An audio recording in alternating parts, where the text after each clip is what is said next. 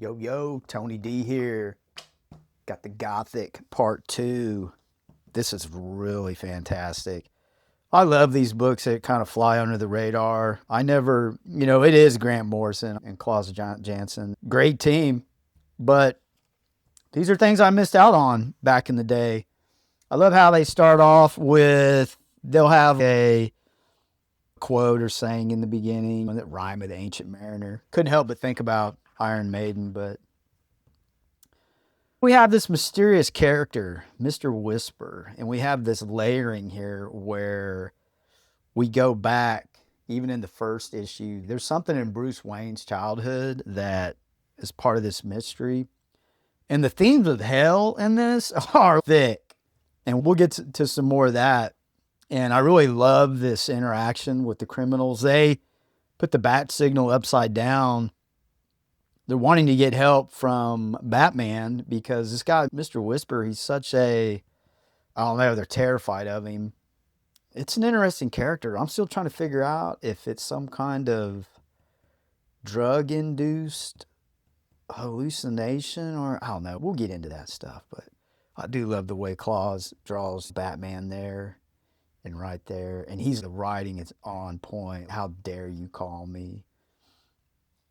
You guys are scum.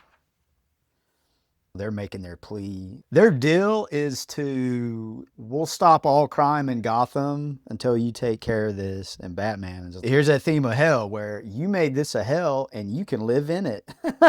And I love the terror on the guy's face.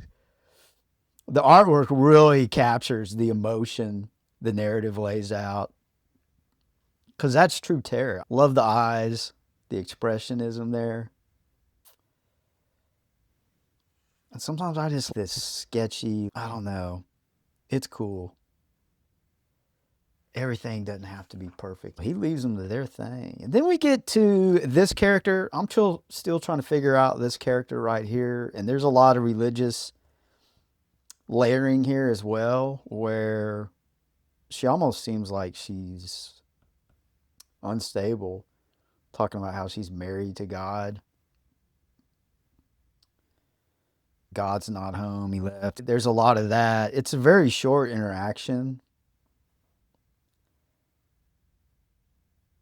And there's Mr. Whisper. He talks about his life's path has become a circle, and a circle is forever. That's good writing. It's a very, I don't know, very creepy dude. And then you get to Batman's having these dreams, and they're so cryptic. I'm trying to figure them out. That's what's cool about this offering is you see Batman as a child. There's something in his childhood. His dad can't talk. It's obviously there's something he just can't speak about.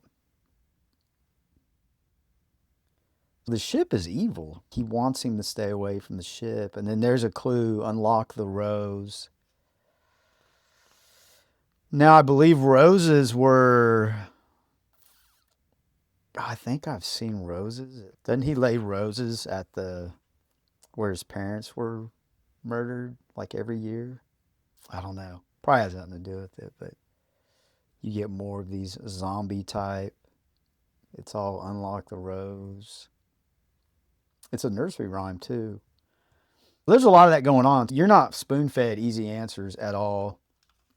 And that's the kind of stuff I like. You get more interaction with Alfred. And then Bruce is telling him about a boarding school that he was sent to that was really horrible. And it's really odd how this comes into play with the story. And here's the layering of hell, the theme, we're in hell. His friend's telling Bruce that we're in hell and over.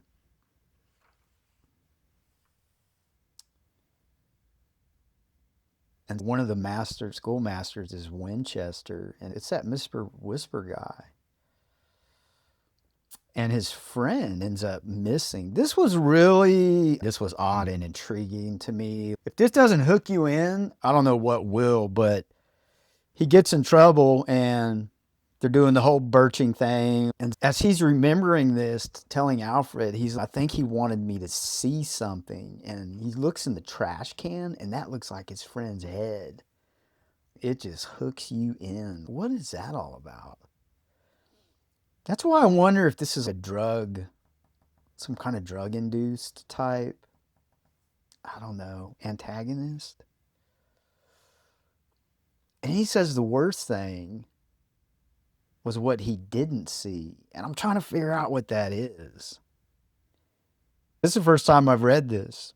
But yeah, there's a lot of mystery there with this childhood memory. And this crime boss, he got his little letter right here. You know, I read these things. I didn't get too in the rabbit hole with those, but I bet they have something to do with hell or some kind of theme of that nature.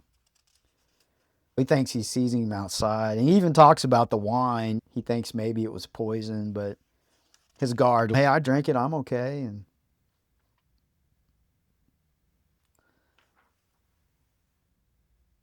Mr. Whisper is out there, and it's like he shot through him, and he's still alive.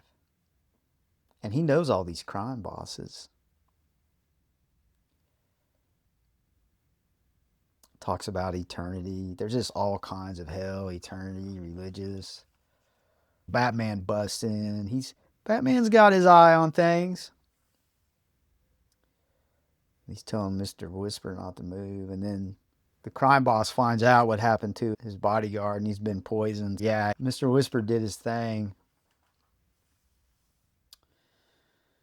And you know what this reminds me? He calls him Winchester, Batman does.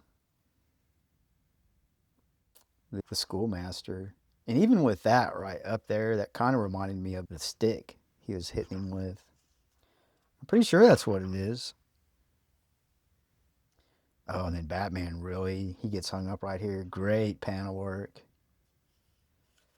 A lot of tension.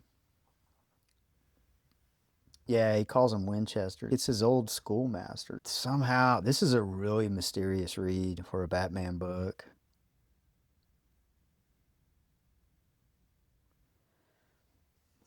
I'm intrigued. I love Klaus Janson's colors when they get real bright. Whatever happens there, it doesn't do anything to him. He just gets up, walks off.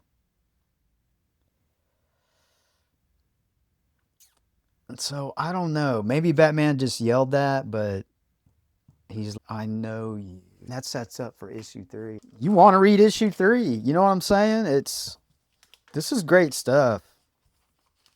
There's a lot I missed out on when I was younger, because if I didn't see fighting, I wouldn't read it. I wouldn't get into it, but this is really good stuff. You grow as a reader, and I think a lot of people watching, they understand what I'm saying, and that's the great thing about comic books. You can always go back and read stuff. It's okay, man. You don't have to read everything. It's all available. It's a big, wonderful world. Outro, get it.